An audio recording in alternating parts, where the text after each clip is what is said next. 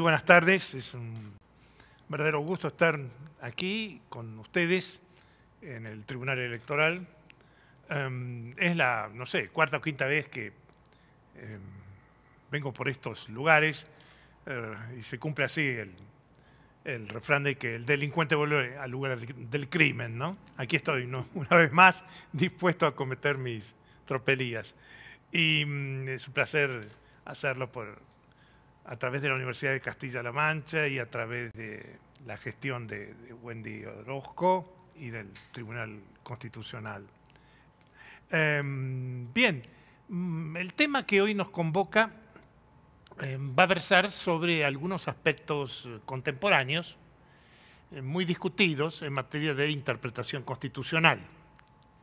En realidad, interpretación constitucional es un tema que cada día se cotiza más en el mundo jurídico por tres características que tiene. Es un tema importante, es un tema polémico y sobre todo es un tema tramposo. Es un tema importante porque la suerte de la Constitución, el destino de la Constitución, depende, entre otros factores, de la interpretación que se haga de esa Constitución. Es curioso que el poder constituyente se presenta en el derecho comparado como un poder casi omnímodo, muchas veces ilimitado, absoluto, soberano, de vez en cuando se presenta así también, pero en la práctica es un gigante con pies de barro, es decir, el poder constituyente termina su gestión y de ahí nomás el destino de la norma constitucional va a depender de los operadores y van a depender de la interpretación que hagan esos operadores del documento que ha elaborado el que ha ejercitado el poder constituyente. Claro, hay que reconocer que México tiene una gimnasia constituyente singular, única en el mundo, ¿no? Una constitución con alrededor de 600, 700 enmiendas o reformas, implica para el estudioso del derecho constitucional un verdadero bocato di cardinale, ¿no? Porque es una cosa muy sabrosa, muy apetitosa. ¿Qué es esto? Normalmente las constituciones se reforman menos. Fíjense ustedes en el otro extremo, ¿no? Argentina, con una constitución de 1853, tiene solamente hasta ahora 5 reformas constitucionales. Es un extremo opuesto, no es que sea mejor aquello o peor esto, no. Simplemente son datos de la experiencia jurídica. Pero México, cuando tiene alguna duda constitucional o una situación nueva que exige nuevas respuestas constitucionales, nuevas recetas constitucionales, procede a la reforma constitucional del texto. En países donde esa reforma es mucho más dificultosa, por razones no solamente económicas, porque una reforma constitucional en Argentina cuesta varios centenares de millones de dólares para ponerla en marcha, sino políticamente también difícil, entonces la interpretación tiende a ser necesariamente mucho más dinámica, mucho más evolutiva. En la práctica, una buena interpretación puede implicar, y de hecho opera así, como una reforma constitucional informal. Es decir, si hasta hoy la Corte Suprema entiende tal cosa y mañana sienta una interpretación absolutamente distinta del mismo artículo constitucional que la adoptada durante 50, 100 o 150 años, de hecho, eso importa una enmienda constitucional. Por ejemplo, cuando en el año 2004, en el caso Lawrence versus Texas, la Corte Suprema de Estados Unidos, al tratar el tema de una norma penal justamente del estado de Texas, que castigaba las relaciones privadas entre homosexuales, libremente consentidas, insisto, practicadas en la intimidad y sin violencia alguna, con pleno consenso, hasta entonces entendía que la comunidad podía regular, tenía autoridad jurídica para establecer pautas de comportamiento permisivas o, por el contrario, de castigo a esas relaciones privadas. Y el Código Penal de Texas lo sancionaba penalmente a ese tipo de acto. Como otras normas estadounidenses sancionaban temas como penalmente, ¿no? Como el adulterio, el incesto, la zoofilia y, en algún estado mucho más entusiasta, hasta la masturbación. En el 2004, en Lawrence versus Texas, la Corte Suprema de Estados Unidos cambia de criterio y afirma que las acciones privadas están blindadas de la moral colectiva. Es decir, que la moral colectiva no tiene derecho de regular acciones íntimas, insisto, practicadas entre adultos y con absolutamente libre consentimiento. Lawrence versus Texas es prácticamente un cambio constitucional jurisprudencial. Evidentemente, en países con constituciones antiguas, la interpretación cobra más importancia y la interpretación o es dinámica o es evolutiva o coagula la Constitución. De todas maneras, nadie puede concluir que es un tema muy significativo, muy trascendental en la aplicación del derecho constitucional. Entonces, es un tema importante la interpretación. En segundo lugar, es un tema polémico, es un tema discutido. Tal vez en este momento no haya otra faceta, otro segmento del derecho constitucional más debatido que el de interpretación constitucional. Tenemos escuelas contrapuestas, escuelas en permanente lucha, que en sus extremos, modelos más alejados, se podrían clasificar entre los partidarios de la Constitución estatua, una Constitución rígida que no admite cambios interpretativos, y por otro lado la doctrina de la Constitución viviente, que vamos a ver al final de esta exposición como una alternativa totalmente contrapuesta, no solamente contrapuesta acerca de cómo interpretar la Constitución, sino es una doctrina que cambia el concepto mismo de Constitución. Es decir, el debate en torno a la interpretación constitucional ha conducido a imaginar distintos conceptos, distintos modelos de Constitución. Hoy día, antes de preguntarnos qué es la interpretación constitucional, cabría preguntarnos qué entiende usted por Constitución. Porque de ese entendimiento, de esa idea que usted tenga de Constitución, va a depender básicamente el método para interpretar esa Constitución. Entonces es un tema importante, es un tema muy controvertido, en gran disputa, con grandes luchas, con grandes confrontaciones. Y finalmente dije, es un tema tramposo. ¿Qué quiero decir con lo de tramposo? Varias cosas. En primer lugar, que la interpretación constitucional no se hace ad honorem, no se hace gratuitamente. La interpretación constitucional generalmente se hace interesadamente. Es decir, no se interpreta la Constitución por hobby, no se interpreta la Constitución por deporte, no se interpreta la Constitución para jugar con la interpretación. Generalmente se interpreta la Constitución para lograr determinados objetivos, aceptar cierta conducta, despenalizar cierta conducta, penalizarla, volverla más rígida, volverla más dúctil. Muchas veces hay problemas como en Lawrence versus Texas morales detrás de la interpretación constitucional. Cuando en el caso de las bailarinas desnudas, por ejemplo, en la Corte Suprema de Estados Unidos, como ven, estamos hablando de cosas muy serias, pero a nivel de Corte de Estados Unidos, el caso Barnes versus Glean Theater, se pregunta ante un grupo, una demanda de un grupo de bailarinas, de niñas, en un cabaret, en un club privado de esparcimiento, llamémosle así, del estado de Indiana, si existe o no el derecho constitucional a bailar desnudos, o a bailar desnudas, porque eran chicas las que pretendían bailar. ¿Qué ocurría? Había una ley de decencia pública en Indiana que exigía y exige que las niñas que quisieran bailar con poca ropa, al menos tenían que tener 3 estrellitas ubicadas en sus cuerpos. Se imaginan ustedes en qué zonas clave.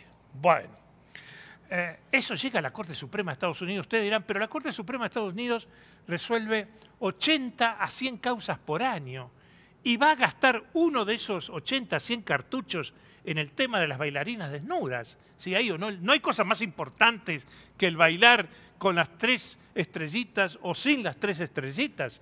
Se supone que en Estados Unidos hay temas más importantes. Sin embargo, la Corte toma ese caso y veremos por qué. Y lo toma para resolver por mayoría, en una mayoría muy dividida de 5 contra 4, que la ley de Indiana es constitucional, perdón. Es con un criterio muy diferente al de Lawrence versus Texas que comentamos hace un rato.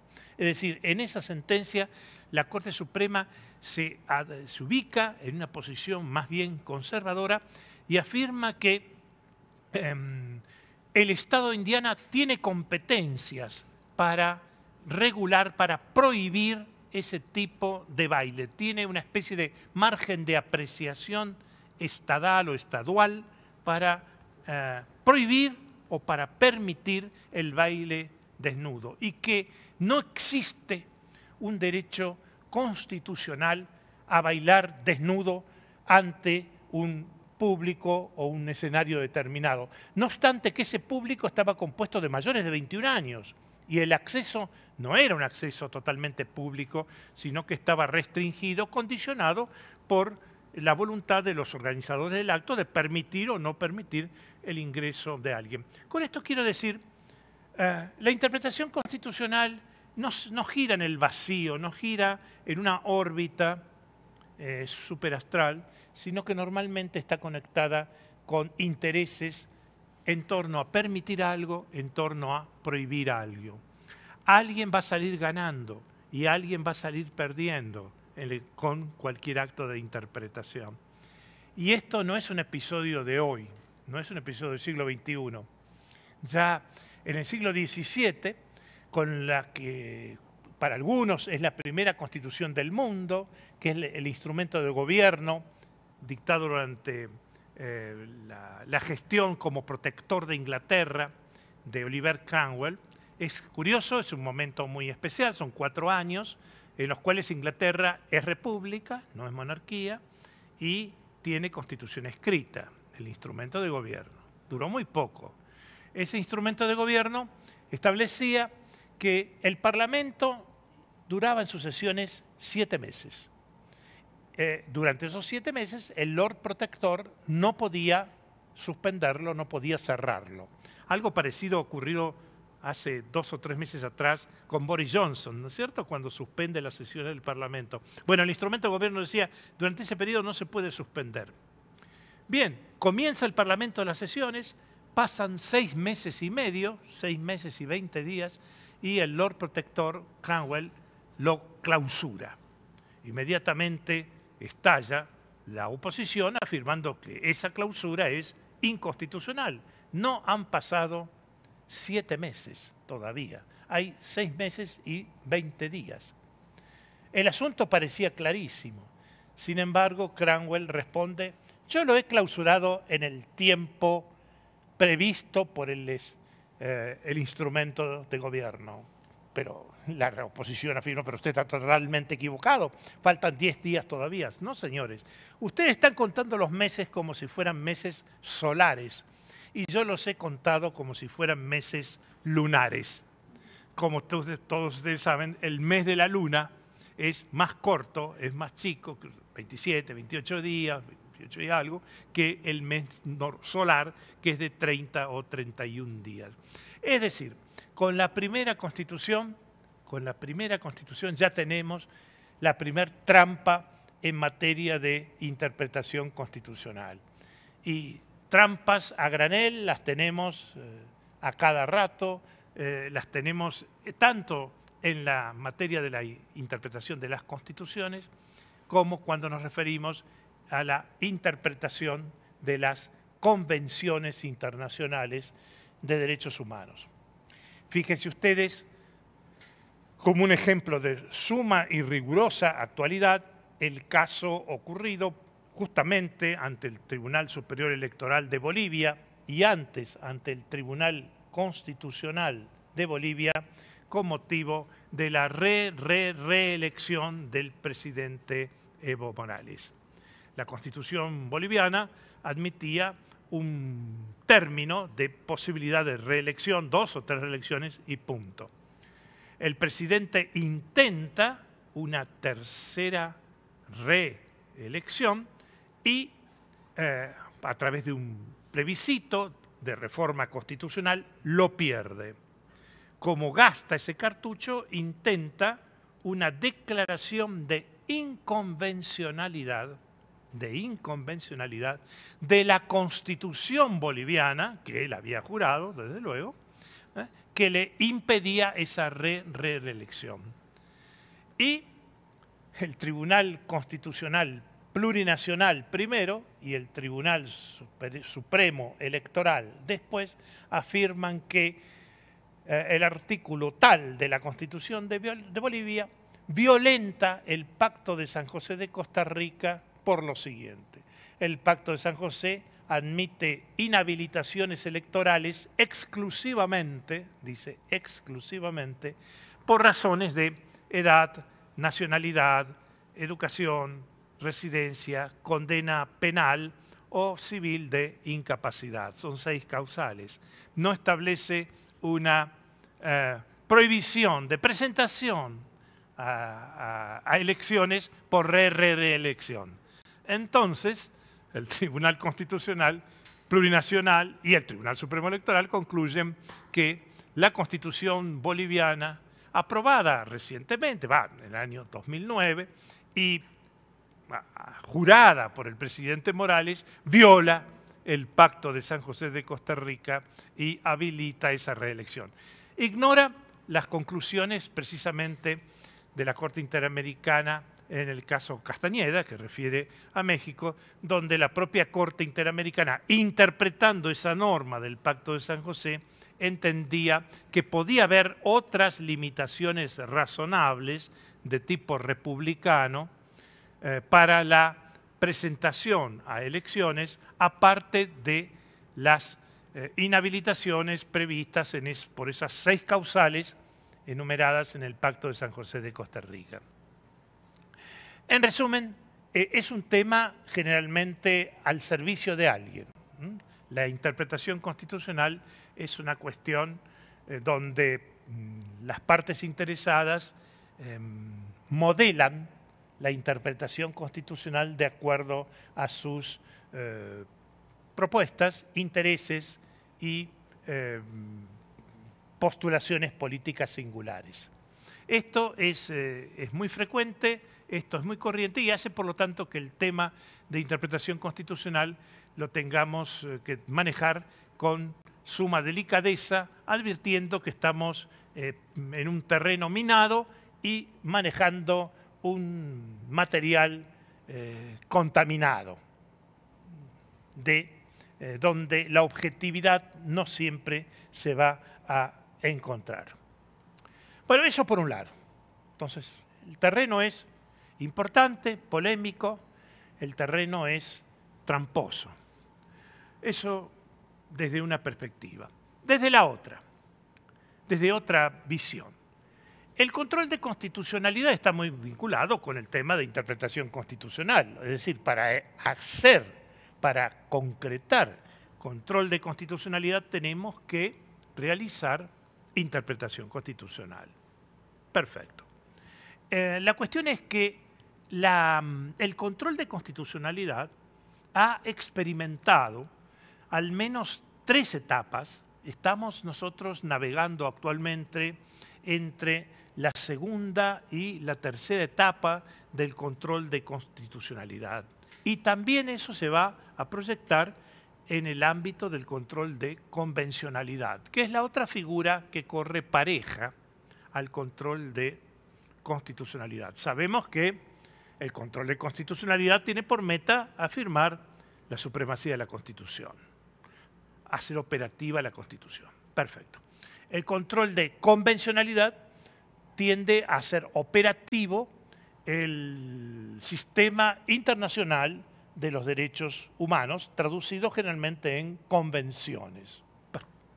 perfectamente. Se trataba de dos figuras que navegaban históricamente cada una por su lado.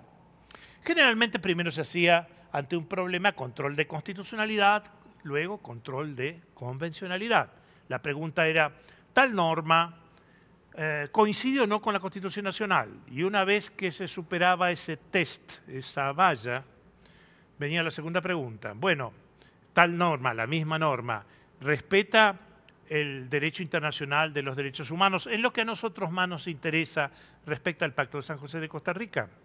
Bien, si se sorteaban esos dos obstáculos, esos dos tests, la norma era aplicable y si no, podría concluir inaplicable. Ese panorama de los dos controles separados es cambiado por la Corte Interamericana de Derechos Humanos en el caso Hellman II de hace 6 años, de marzo del 2013, donde la Corte Interamericana va a realizar o va a exigir la realización simultánea del control de constitucionalidad y del control de convencionalidad. Es decir, que el operador nacional en un Estado que haya aceptado el Pacto de San José de Costa Rica y la jurisdicción contenciosa de la Corte Interamericana, tiene simultáneamente que realizar control de constitucionalidad y control de convencionalidad. Vamos a reconocer que para esa tarea simultánea no hemos sido entrenados por nuestras facultades, por nuestras universidades. Pero esto no es un juicio académico negativo a las universidades, es simplemente que esto es de 2013 y la mayoría de los que estamos acá, si no todos, nos recibimos antes del 2013. Es decir, no podíamos pretender que las universidades fueran adivinas. El control de convencionalidad practicado por los jueces nacionales, ¿cuándo es exigido por la Corte Interamericana? En el 2006, con Almoracid Arellano. Es decir, estamos trabajando un material muy novedoso, un material muy flamante, un material tan poco solidificado. De alguna manera es en parte gaseoso, en parte puede parecer un lodazal, porque no se encuentra totalmente consolidado, afirmado, asentado. Bueno, entonces, tenemos control de constitucionalidad, tenemos hoy que intentar hacer algo que exige un verdadero lavado de cerebro, simultáneamente control de convencionalidad. En el 2007, en Boise contra Barbados, la Corte Interamericana había dicho con cierta premonición, cuidado, las soluciones puramente constitucionales ya no son jurídicamente válidas. ¿Qué quería decir esto? Que aquel jurista que tuviera un problema y dijera, bueno, este problema, según mi Constitución, se resuelve así, punto, y me voy a mi casa, ya esa tesis es jurídicamente incorrecta. Si quieren decirlo más suavemente, es insuficiente. Es decir, el que emita una respuesta jurídica en cualquier aspecto del derecho donde pueda haber derechos humanos en juego, no puede satisfacerse, no puede concluir con una respuesta pura o exclusivamente constitucional. Claro, si el problema fuera solamente constitucional, ahí sí podríamos concluir con una respuesta constitucional. Quiero decir, por ejemplo, si estamos discutiendo, esto es una hipótesis, hasta qué fecha rige determinado impuesto establecido por la Constitución, podríamos llegar a una respuesta exclusivamente constitucional, tal vez. Pero cuidado, que hay también un derecho hoy día internacional de los derechos humanos que tiene que ver con el mundo tributario y con el mundo financiero, en el sentido de que el contribuyente también tiene derecho a sus derechos financieros y tributarios. Pero cuando un tema X tiene una doble mirada constitucional y convencional, obligadamente el operador jurídico va a tener que realizar al mismo tiempo, concomitantemente, ese doble enfoque. Y vamos a ver, probablemente en otras exposiciones, que para hacer ese doble enfoque va a tener que comenzar por el derecho internacional de los derechos humanos y no por el derecho nacional.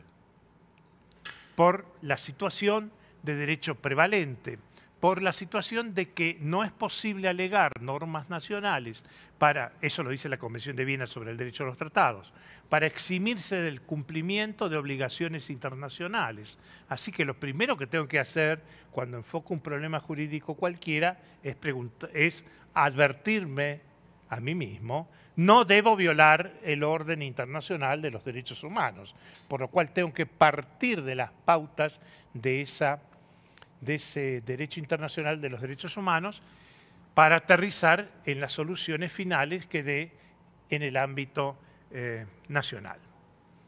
Bueno, en síntesis, vuelvo al control de constitucionalidad.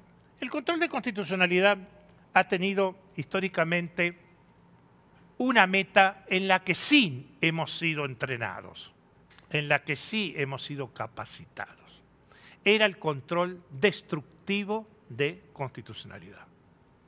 Esto es claro. ¿Cuál era el control destructivo o represivo? ¿Para qué servía el control de constitucionalidad?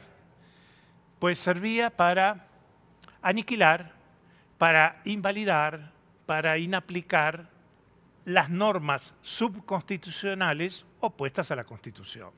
En eso, más o menos, sí, éramos idóneos. No es que se nos enseñara mucho sobre el tema, tal vez se nos enseñaba más sobre hipoteca o sobre alquileres o arrendamiento que sobre eso. Pero de todas maneras, algo se nos enseñaba. En control represivo o en control destructivo.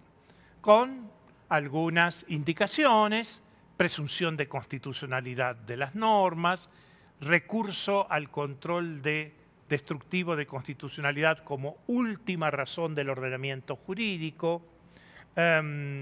Si hay dudas si una norma subconstitucional es o no contraria a la Constitución, no debo declararla inconstitucional, debo hacerlo solamente si es manifiestamente inconstitucional. Pero luego hemos estado estableciendo excepciones. No obstante, si se trata de discriminaciones inadmisibles o chocantes por razones de sexo, de género, de orientación política, entonces no, ahí el control de constitucionalidad puede ser más severo o debe ser más estricto, etc. En eso más o menos estamos capacitados. Pero el control de convencionalidad asume, sobre todo a fines del siglo XX, otra modalidad. El control represivo de constitucionalidad nos viene desde Marbury versus Madison, 1803.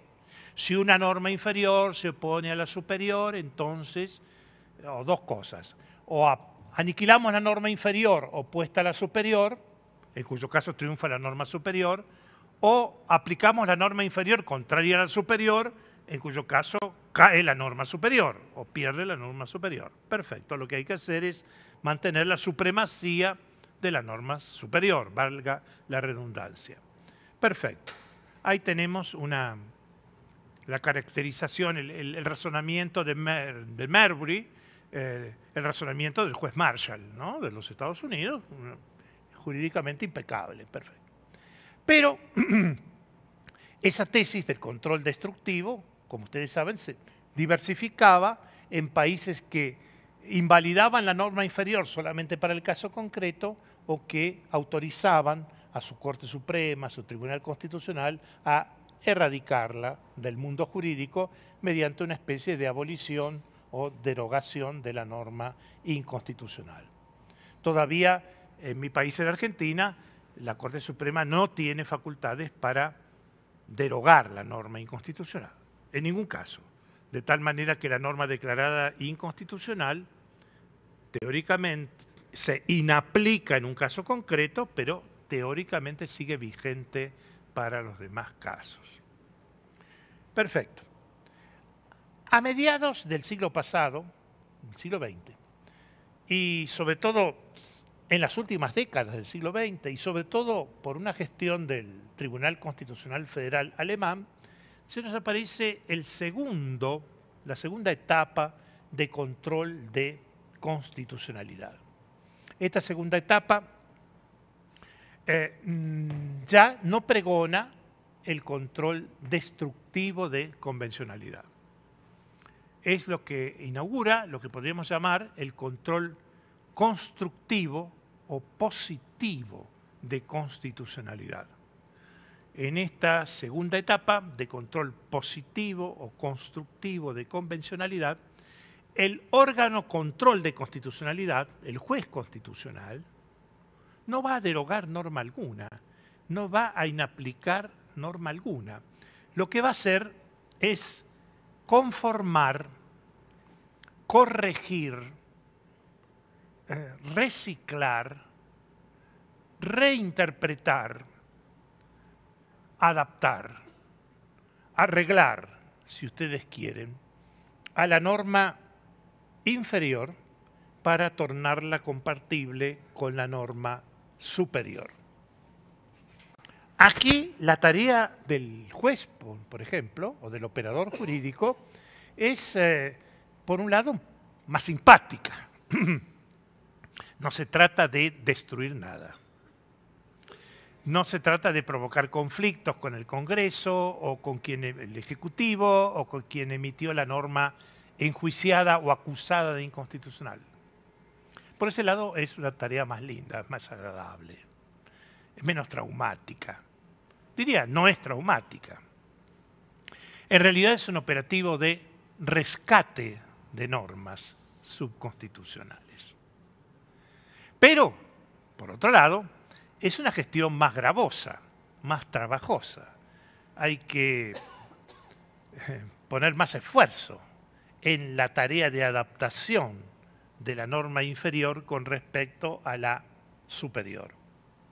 Bueno, vamos a detenernos un poquito en este control constructivo de constitucionalidad, que podríamos llamar también control positivo de constitucionalidad, que se repite en el ámbito del derecho internacional de los derechos humanos con el control constructivo de convencionalidad.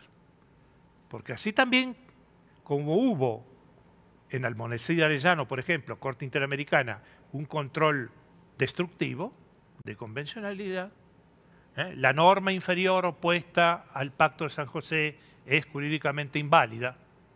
Así como en la última tentación de Cristo contra Chile, la Corte Interamericana dijo: el artículo tal de la Constitución de Chile que permite la censura televisiva viola la libertad de expresión sentada por el Pacto de San José de Costa Rica y requiere, bueno, habilita la exhibición de la película, ¿no? La última tentación de Cristo, y además requiere a Chile que cambie su constitución, cosa que Chile realiza en ese punto.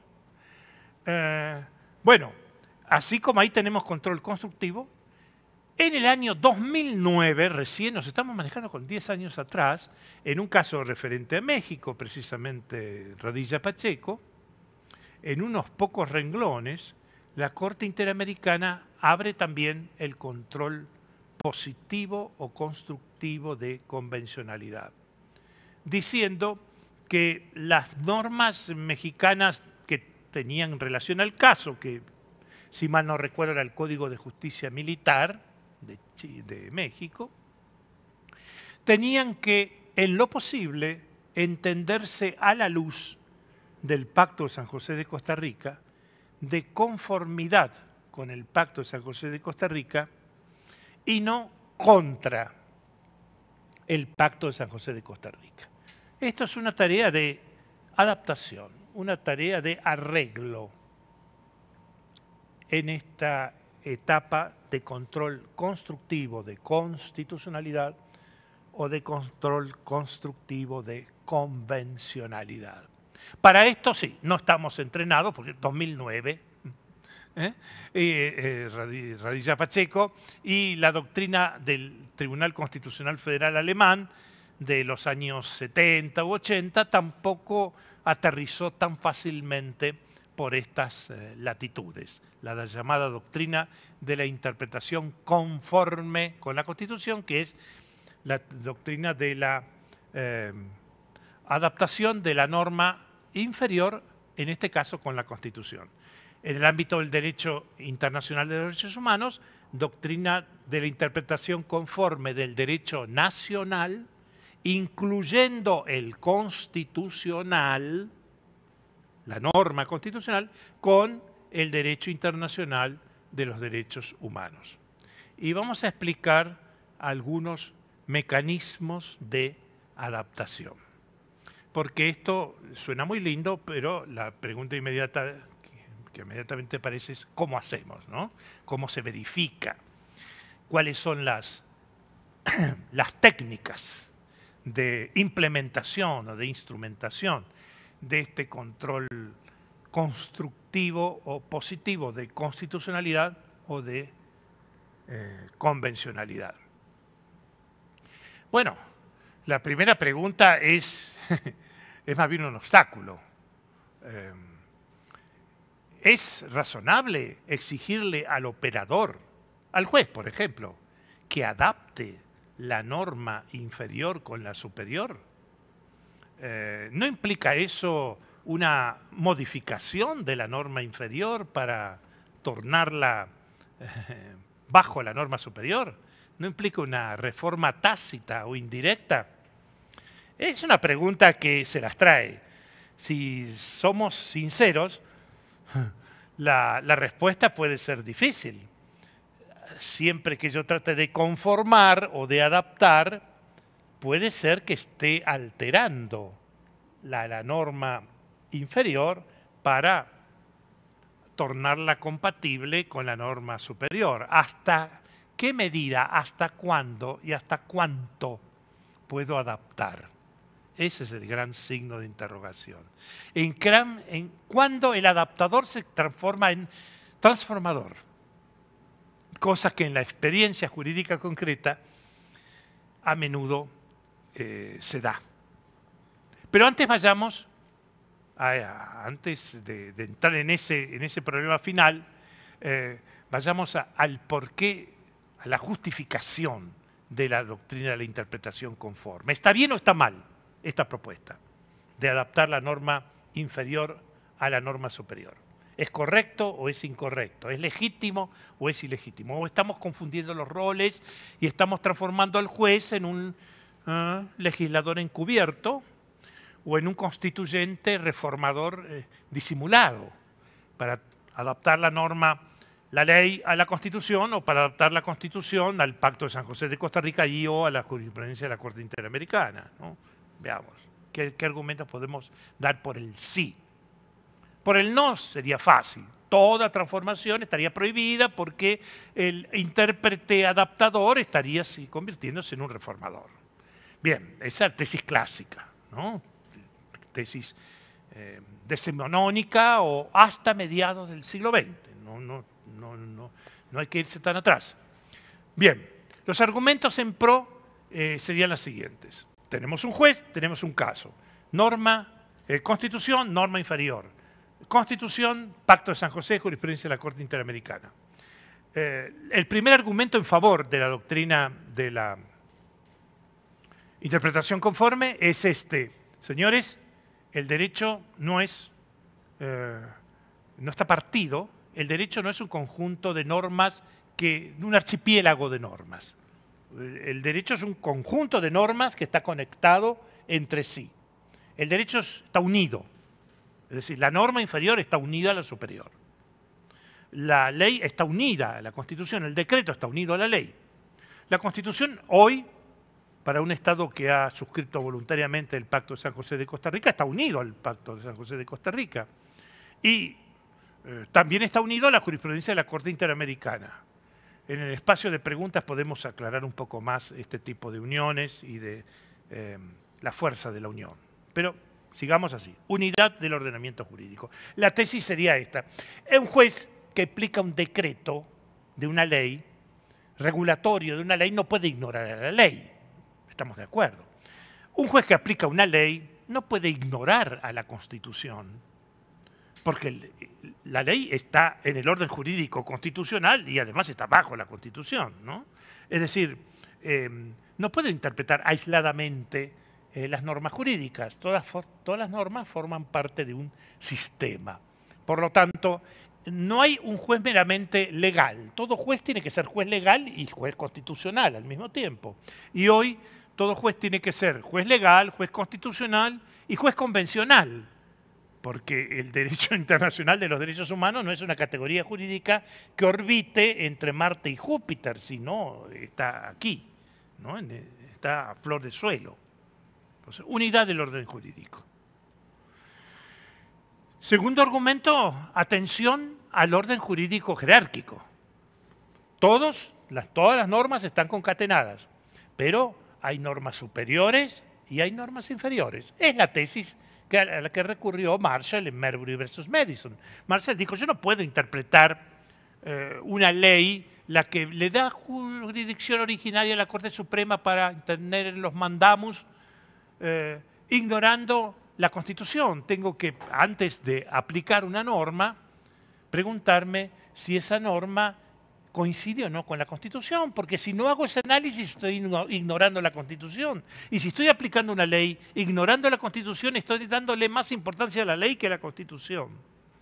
O sea, la tesis de la unidad del derecho se vincula a la tesis de la categorización del derecho. No olvidemos, en una palabra, las normas inferiores cuando interpretamos las normas. No olvidemos a las normas superiores cuando interpretamos las normas inferiores. Bueno. Tercera consideración en pro de la interpretación conforme con la Constitución. Cuidado con los jueces. Los jueces pueden declarar la inconstitucionalidad de las normas. Sí, algunas constituciones lo dicen expresamente. Entiendo que la de México. La Argentina recién lo dijo en 1994.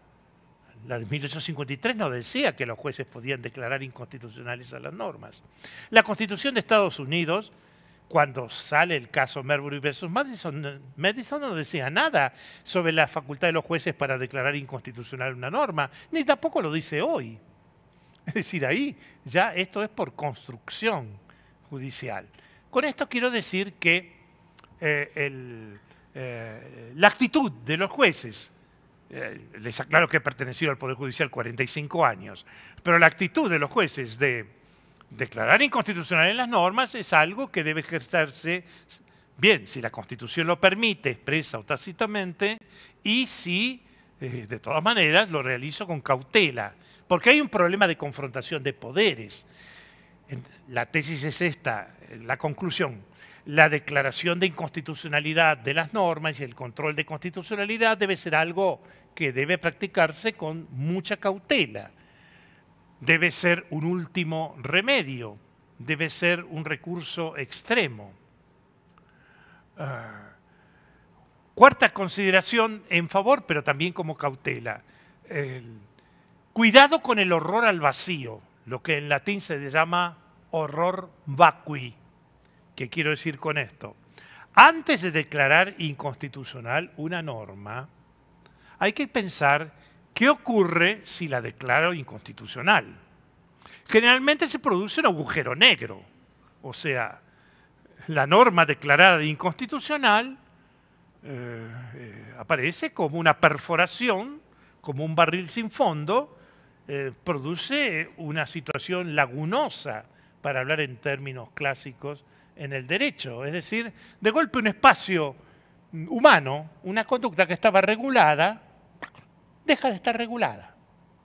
Algunos se preguntan si la declaración de inconstitucionalidad de una norma provoca el resurgimiento, el renacimiento de la norma anterior que la norma ahora declarada inconstitucional había derogado. Es un hermoso problema que no lo vamos a ver hoy. Pero el horror al vacío provoca la aclaración de cuidado, señores. No declaremos inconstitucionales las normas por deporte ni por hobby tampoco. Esto no es un juego, esto es muy arriesgado. Antes de declarar inconstitucional una norma, cabe pensarlo 2 o 3 veces. Es la aplicación de la doctrina llamada consecuencialista en materia de control de constitucionalidad y de cualquier actividad jurídica. Cuando actuamos jurídicamente, tenemos que reflexionar qué pasa si adoptamos la solución A, B o la solución C. La conclusión de todo esto es que las declaraciones de inconstitucionalidad deben ejercerse con, dije, cautela, deben ejercerse con prudencia. En lo posible cabe respetar el principio de constitucionalidad de las normas. Se supone que el Congreso no está para dictar leyes inconstitucionales. Más aún, en 1804, la Corte Suprema de Estados Unidos, en el caso de Charming Betsy, la simpática Betsy, vamos a aclarar, no era una señorita, era una goleta, ves que tenía ese nombre, un barquito. La goleta dio lugar a un caso. Ahí la Corte Suprema de Estados Unidos dijo, se supone que el Congreso de los Estados Unidos no va a dictar leyes contrarias a los tratados internacionales que acaba de firmar el mismo Congreso de los Estados Unidos. O sea, la presunción de constitucionalidad de las leyes corre pareja con la presunción de constitucionalidad de las leyes y de las constituciones con el derecho internacional de los derechos humanos. En resumen, la conclusión de todo esto es, en la medida de lo posible, en la medida de lo que razonablemente pueda hacerse, debemos rescatar las normas inferiores para conformarlas con las normas superiores. Ese operativo de rescate, y creo que ya voy concluyendo, puede concretarse a través de 4 técnicas que ya veremos más detalle en las sesiones posteriores que hoy tenemos, que son básicamente técnicas de selección de interpretaciones y de construcción de interpretaciones. ¿Y qué quiero decir con esto? Regla número 1. Si una norma inferior admite, por ejemplo, 3 interpretaciones, 2 de ellas conformes con la norma superior y una opuesta, debo manejar la interpretación de la norma inferior que se adapte a la norma superior, la interpretación de la ley que se adapte a la Constitución y no la interpretación de una ley que colisione o que vaya en contra de la construcción, de la Constitución. Y a su vez, si una norma constitucional admite 2 o 3 interpretaciones, debo manejarme con las interpretaciones coincidentes, por ejemplo, con el Pacto de San José o la jurisprudencia de la Corte Interamericana de Derechos Humanos. Pero algunas veces eso no es suficiente. Algunas veces debo hacer algo más, yo operador, para conformar la norma inferior con la norma superior. Y eso ya es un proceso de construcción de interpretaciones a través de interpretaciones mutativas. La interpretación mutativa es aquella que deja intacto el texto de la norma, pero que cambia el contenido normativo de ese precepto, agregándole algo, quitándole algo, o en un operativo más audaz, con una interpretación mutativa mixta, también llamada sustitutiva, quitando algo de ese contenido y agregándole algo a él. Justamente para terminar voy a dar un ejemplo, nada más porque los otros los veremos en las otras sesiones, de interpretación mutativa por sustracción, en orden de adaptar una norma constitucional al derecho internacional de los derechos humanos. Muchas constituciones, diría casi todas, admiten que el Congreso dicte leyes de amnistías. Algunas constituciones son más exigentes, otras son muy facilistas de ese otorgamiento de amnistías. El tema es, en el ámbito internacional de los derechos humanos, en una interpretación convencionalmente conforme, que el derecho internacional de los derechos humanos no admite leyes de amnistías en materia de delitos de lesa humanidad. Entonces, ¿cómo podemos hacer una interpretación conforme de una regla constitucional que dice el Congreso puede dictar amnistías con el derecho internacional de los derechos humanos? Bien, ¿es necesaria una reforma constitucional? Para algunos clásicos sí, para otros no.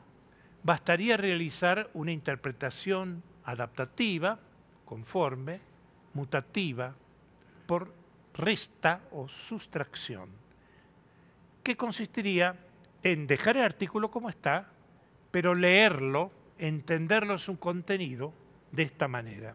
El Congreso puede dictar amnistías, salvo en materia de delitos de lesa humanidad. Eso a través de una interpretación mutativa por corte o por sustracción.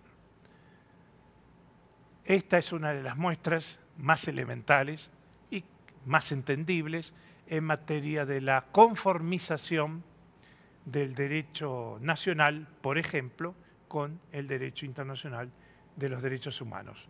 Estas son manifestaciones, son fenómenos jurídicos que no existían antes en el paisaje normativo constitucional ni en el internacional, pero que hoy ya forman parte de nuestro paisaje habitual y que además tiene basamento normativo, en nuestro caso, con las directrices de la Corte Interamericana de Derechos Humanos en la sentencia Radilla-Pacheco del año 2009. Muchas gracias entonces.